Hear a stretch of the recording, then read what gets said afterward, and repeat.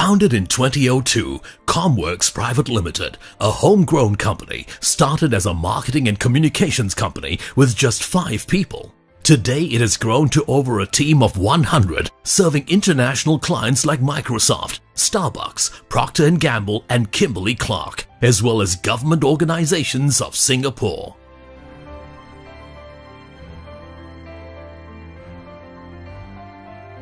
I was born in Singapore. I'm a Singaporean. So I've pretty much been here most of my life. I've got 2 brothers, one younger brother, one older brother. My parents both live in Singapore. And my dad was a banker. While he was not an entrepreneur, he had a very enterprising mind. So he would always have new ideas. He would always discuss this while we had dinner. And he was very supportive of us doing different things. Even though we were studying, my dad would encourage us and support us. My mom was a homemaker, and she used to teach Hindi at home. So as growing up wasn't a challenging affair for me, because my parents had enough money for us to do the things that we wanted to do as kids. We never had pressure to put food on the table. So I would say that it was fairly comfortable for us, and we were blessed with that sort of an environment. And I studied engineering. After engineering, I went on to pursue an MBA, which I couldn't complete because of my work commitments. And I did my MBA while I still had my company. So juggling my textbooks and checkbooks was definitely a challenging experience.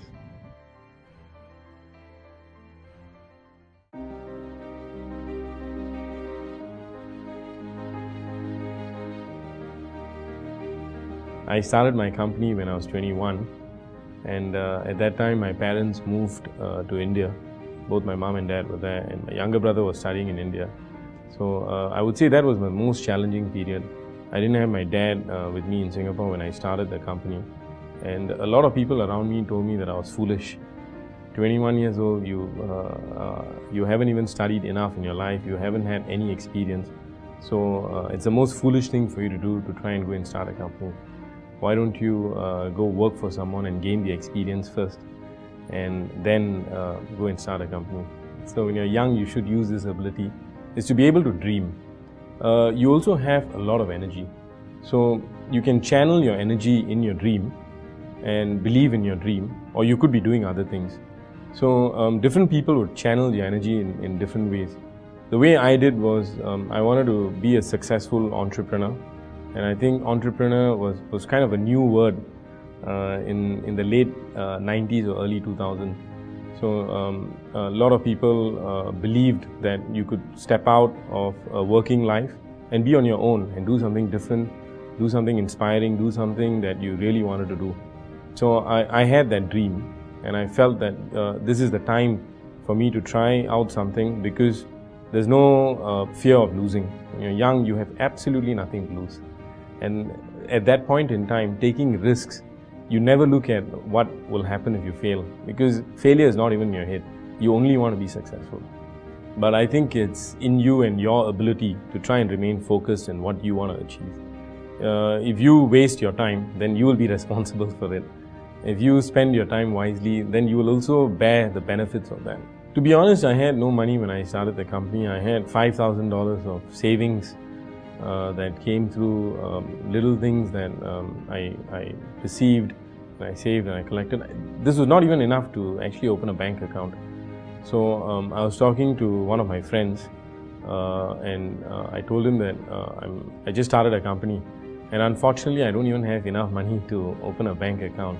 He was much older than me, and he was more like a mentor. So we were having lunch, and we finished lunch. He walked to his car, opened his boot, took out his checkbook and signed a check for $5,000 and gave it to me and told me, you know what, go open the bank account and start your company. Try and do something that others have not done. So I told him, you know what, I can't take this money, because I don't know when I can ever pay you back, and I'm not sure whether I even deserve this money from you. So he told me, you know what, I believe in you. I believe in what you want to do. So go live your dream. I didn't have a chance to live my dream. So I want to make sure that you can live your dream. So he gave me that money, and I opened the bank account and started the company with $10,000. That was all the capital that I had. Of course, we had no discipline in deciding whether we were at work or at home. That's the challenge when you run your business from home. You're not sure whether it's work you're at or are you at home. And it's quite easy to get distracted with the things that you normally do at home. You could be watching TV and then completely ignore the fact that you should be working. So it took us a year to gain enough money and set up an office and get to an office. So I had a lot of fear when the first time I signed a rental contract saying that I had to pay $1,250 for rent. Today our rent is about $100,000 a month. And the fears that I had was, would I be able to pay this every month? And would I be able to use this in a way that can generate money? And after we took the first step, there was no looking back. That's the thing. You take your first step, you work hard towards it. Your hard work will ensure that you see through that success. I think that's the nature of life, and that is the nature of hard work. You work hard for something, life will fulfill that promise back to you. My company is close to 14 years old. One of our biggest learnings was after a deal that we won in 2003. It was a tough deal, and we managed to win it, and we made a decent sum of money out of delivering this deal. And that deal gave us enough capital to get into an office, hire staff, and build the business. But quite often when entrepreneurs make money, you spend your money in things that don't necessarily drive your business. And that's what we did. I'm a firm believer that you spend money, and you spend money in the right things. That is, it's pointless to try and make sure that your company is extremely profitable and you don't reinvest the profits in the right areas of the business. The biggest challenge I faced when my company grew in 2009 was I felt terribly ill.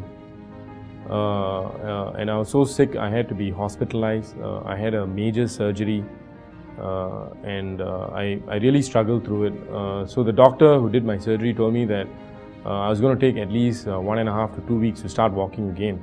It was a surgery on my back, and I really felt that it is time maybe for me to take more interest in my health and stop working so hard and go back home and just forget about work for a while.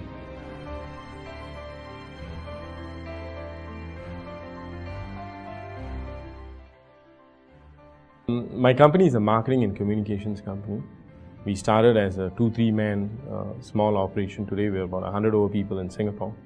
We specialize in providing strategic consulting for our clients. Some of our biggest clients are Microsoft. We do a lot of work for Shell, for Starbucks. We also do a lot of work for the Singapore government. So essentially we build content and we focus in the internet. So it could be websites, portals. We do a lot of work in the social media space.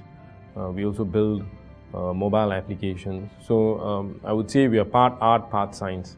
My vision is naturally to try and grow the business even bigger and to be able to be Asia's leading marketing and communications company.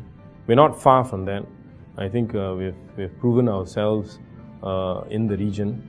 And we want to stay there and be number one in Asia.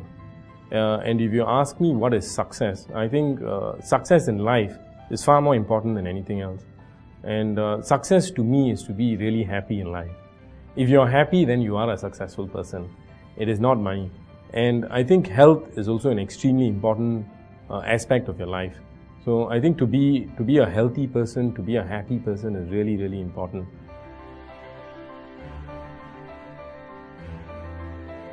I think the number one thing that I've learned in running a business is you don't know everything. You got to learn to accept that. You got to learn to believe that there are lots of people out there who know a lot more than you do. You need a mentor in your business. You cannot be reporting to yourself. It doesn't work. You will cheat yourself and you will end up cheating your business, and then your business will cheat you. The second thing that I have learned is make sure that you spend your money wisely. And I say spend wisely. Those are the two important things. Do not hoard your cash, because nothing will benefit out of hoarding your cash. You got to make sure you use it and use it wisely. And the third thing is understand what drives your business, because that's the most important thing. In my business, it was people. So everything that I did was to ensure that I can help my people do better. And when you do that, your business will automatically grow. If you put money where it should be, then it will grow automatically. That's how it will work. I will steal a quote from Steve Jobs, and that is to stay hungry and stay foolish.